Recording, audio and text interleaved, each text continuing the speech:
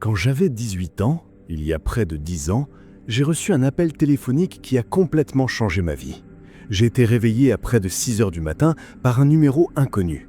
J'ai pensé que c'était mon petit ami, aujourd'hui mon mari, car son téléphone s'affichait généralement comme le fameux numéro inconnu. Il m'appelait généralement avant d'aller travailler, vers 7h30, mais parfois il m'appelait à 6h s'il voulait me parler au réveil. Je répondais et il disait « Salut bébé !» et j'étais encore à moitié endormi, mais je commençais à parler. Il me disait qu'il avait un petit problème et qu'il se sentait vraiment, vous savez.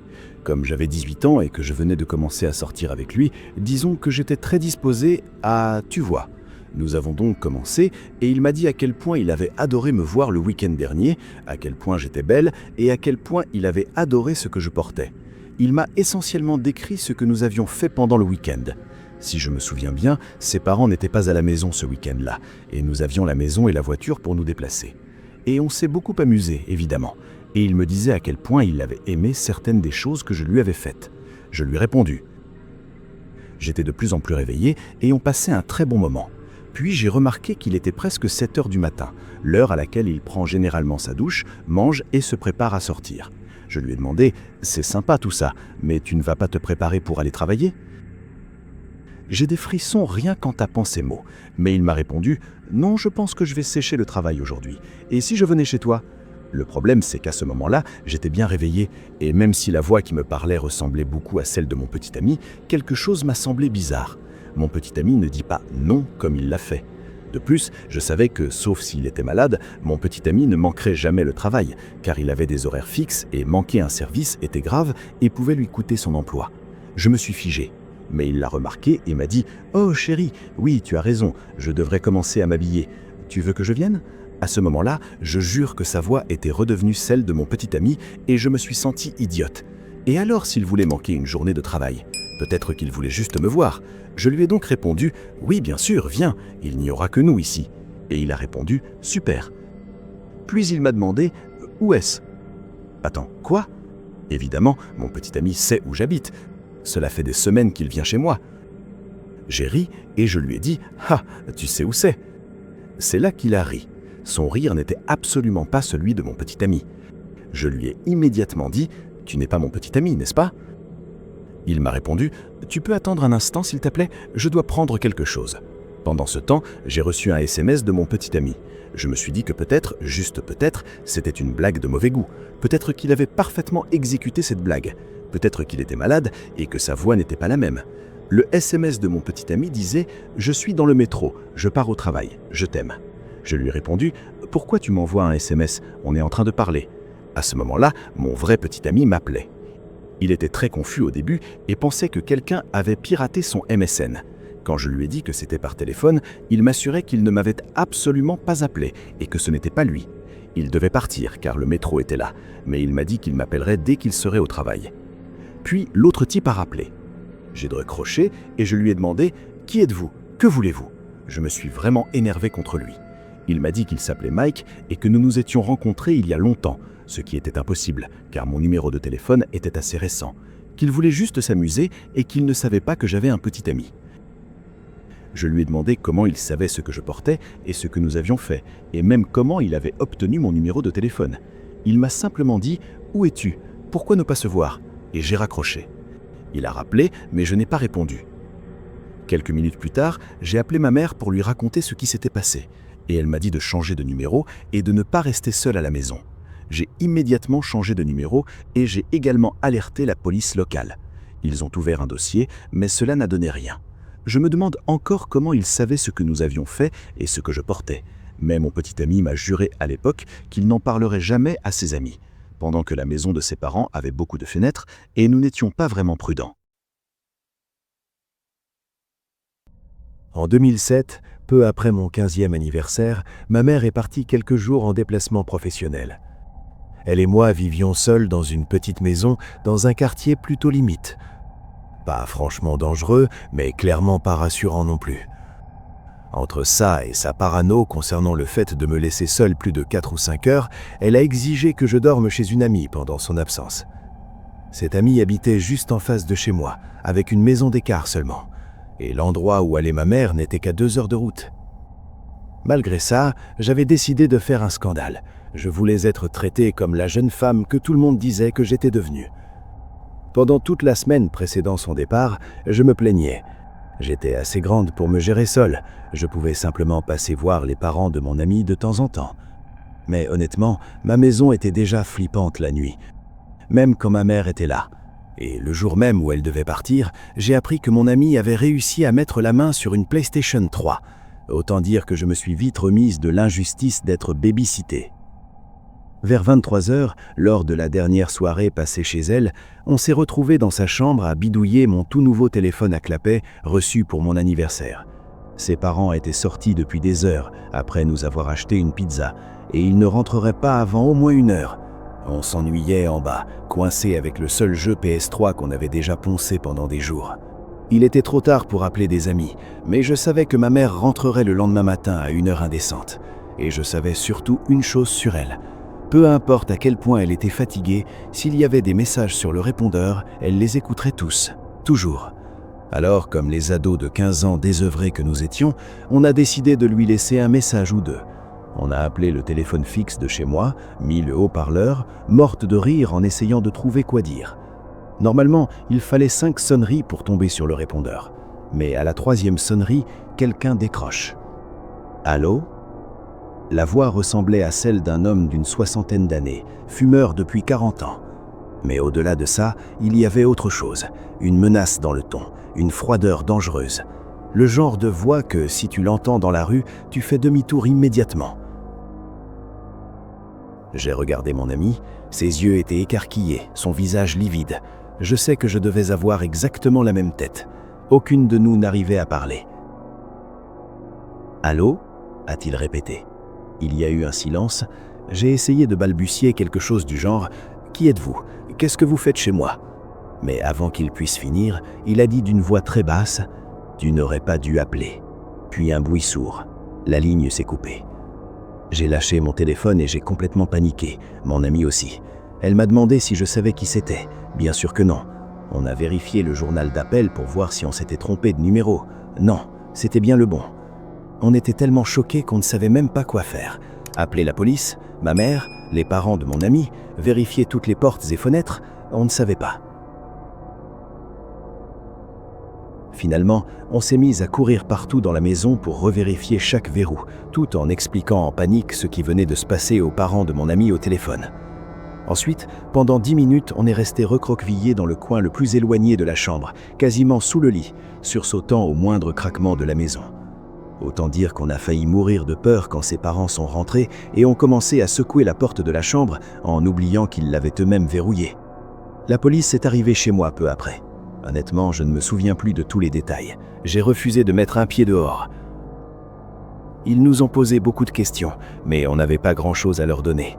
On appelait de l'arrière de la maison de mon ami, sans vue de la mienne, et un vieux type à la voix de fumeur flippante n'est pas une description très utile. Rien n'avait été volé, rien n'était vraiment cassé, mais le téléphone fixe mural pendait, décroché, et la base était frissée, comme si quelqu'un l'avait frappé violemment. Dans la chambre de ma mère et la mienne, quelques objets avaient été déplacés, des tiroirs fouillés. Ma mère a été appelée et a réussi à rentrer cette même nuit, épuisée et terrifiée. La police a enquêté, sans jamais trouver de réponse. On n'avait pas beaucoup d'argent, mais on a quand même déménagé de l'autre côté de la ville quelques mois plus tard. Entre cette nuit et le déménagement, j'ai dormi comme de la merde. Cauchemar constant. Je refusais d'être seul dans la maison, même quelques minutes. Je suis devenu obsessionnel avec les serrures, une habitude qui ne m'a jamais quitté. En écrivant tout ça, je me rends compte qu'il y a une chose que je n'ai jamais racontée à personne. À l'époque, j'avais peur qu'on m'en rende responsable. Plus tôt dans la journée, j'étais retourné chez moi récupérer un carnet rempli de textes que je voulais montrer à mon ami. Rien ne semblait anormal. La porte d'entrée était verrouillée. Aucun signe d'effraction. Mais dès que je suis entré, quelque chose n'allait pas. Un silence anormal, des frissons le long de la colonne vertébrale, la chair de poule partout. J'ai essayé de me forcer à avancer, d'aller jusqu'à ma chambre, prendre le carnet et repartir. Impossible. Je n'ai pas pu faire plus de quelques pas. J'étais terrifié. J'ai refermé la porte à clé et j'ai couru de l'autre côté de la rue. En arrivant chez mon ami, je me suis senti ridicule, incapable de traverser ma propre maison vide. Avec le recul, qui sait, peut-être que mon instinct avait raison. Rien que d'y penser aujourd'hui me glace encore. Je me demande souvent ce qui se serait passé si j'avais ignoré ce sentiment et avancé davantage. Je me suis aussi demandé si j'avais laissé une porte ouverte. Mais non, j'ai un remémoire très clair de moi verrouillant le pen dormant, regardant sans cesse derrière mon épaule, avec cette sensation brûlante dans la nuque, comme si quelqu'un m'observait. Et après l'appel, j'ai vérifié. Mes clés étaient bien dans mon sac.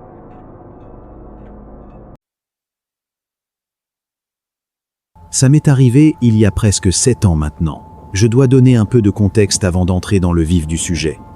À l'époque, j'avais environ 16 ans. J'avais une amie, appelons-la Karen, qui sortait avec un garçon nommé John. Ils étaient ensemble depuis environ 6 mois. Après plusieurs sorties tous les trois, ils ont décidé qu'ils voulaient me mettre en relation avec un ami de John, Cameron. À ce moment-là, je n'avais vu Cameron en vrai qu'une seule fois. Il était plutôt sympa, je lui avais donné mes réseaux sociaux et on avait discuté quelques fois. Point important, il n'avait pas mon numéro de téléphone et ne savait pas où j'habitais. Maintenant, l'histoire. 1 ou 2 semaines après avoir rencontré Cameron, une nuit, je suis au lit. Il est environ 2 ou 3 heures du matin quand je reçois un appel d'un numéro inconnu. Je me demande qui peut appeler à une heure pareille. Je décide quand même de répondre pour voir. Je décroche et je dis « Allô ». Un homme me répond « Salut ». Comme je ne reconnais pas sa voix, je lui demande qui il est. Au lieu de répondre, il me dit de regarder par ma fenêtre. Pensant à un canular, je l'envoie balader et je raccroche. Le numéro rappelle. Je ne réponds pas. Puis il rappelle encore, et encore, 4 fois de suite. J'en ai marre, je réponds de nouveau et je demande qui appelle. Cette fois, l'homme dit qu'un de mes amis m'a donné mon numéro et que c'est le gars avec qui je discute. Dans ma tête de gamin de 16 ans, j'essaie de donner du sens à ça. La seule personne qui me vient à l'esprit, c'est Cameron. Avant même que je puisse parler, il me répète de regarder par la fenêtre, et là, j'entends des bruits dehors. Ma chambre est juste à côté de celle de mes parents, et sur le moment, ma première pensée stupide, c'est « il va les réveiller, je vais me faire tuer ». Très vite, ça devient le cadet de mes soucis. Je commence à flipper. Si c'est Cameron, et si Karen lui a donné mon numéro, comment il saurait où j'habite? Je demande « Cameron ?» L'homme répond « oui » et me dit encore de regarder par la fenêtre. Je lui dis de rentrer chez lui et je raccroche. Mal à l'aise, je décide de descendre au sous-sol pour appeler Karen, sans que mes parents m'entendent. Détail important, pour aller au sous-sol, je dois passer devant une porte partiellement vitrée donnant sur l'extérieur. J'arrive en bas, je l'appelle. Elle répond, à moitié endormie. Je lui explique l'appel inconnu, que je pense être Cameron et qu'il dit être dehors. Elle se réveille d'un coup et me dit qu'elle n'a jamais donné mon numéro ni mon adresse à Cameron. Elle appelle John immédiatement pour vérifier. John répond, il est avec Cameron et il n'a rien donné non plus. Ils me disent de raccrocher et d'appeler la police tout de suite s'il y a vraiment quelqu'un dehors. Je raccroche. Avant même de composer un numéro, mon téléphone sonne de nouveau. Numéro inconnu. Je réponds. Encore une erreur. L'homme me dit qu'il sait que je suis au sous-sol et qu'il m'a vu passer près de la porte arrière. Là, je comprends que quelqu'un est réellement dehors. Je viens justement de passer devant cette porte. Il me dit de sortir. Je lui réponds que j'appelle la police et je raccroche. Pourquoi je ne l'avais pas encore fait? Panique, 16 ans, cerveau en vrac. Moins d'1 minute plus tard, nouvel appel. Il me dit « Sors ou je rentre te chercher ». Je panique complètement. Intuition claire, si je sors, je ne reviens pas. Mais pour remonter à l'étage, je dois repasser devant la porte vitrée. Tout aussi terrifiant. Je raccroche, je prends mon courage à deux mains et je remonte en courant. Je ne veux plus être seul dans une partie isolée de la maison. Les appels continuent. Numéro inconnu, numéro inconnu. Je réponds encore, stupide. Cette fois, la voix semble nerveuse. L'homme dit que la police l'a arrêté devant ma maison et qu'ils veulent me parler pour vérifier si je le connais. Le téléphone passe à quelqu'un d'autre, qui se présente comme policier. Il cite mon adresse complète et me demande si je connais l'homme dehors. Je réponds immédiatement que non, que je ne sais pas qui c'est, et je raccroche. Je n'ai jamais plus reçu d'appel. Mais j'ai passé le reste de la nuit éveillé, une batte dans la main, et j'ai eu des troubles du sommeil pendant des mois. À cette période, je n'avais pas beaucoup d'amis. Avec le recul, je me suis demandé si c'était un canular qui avait dégénéré. Pendant des mois, j'ai supplié les quelques amis que j'avais d'avouer. Tous ont toujours nié. Donc, quoi que ce soit qui ait poussé cette personne à arrêter, merci, vraiment.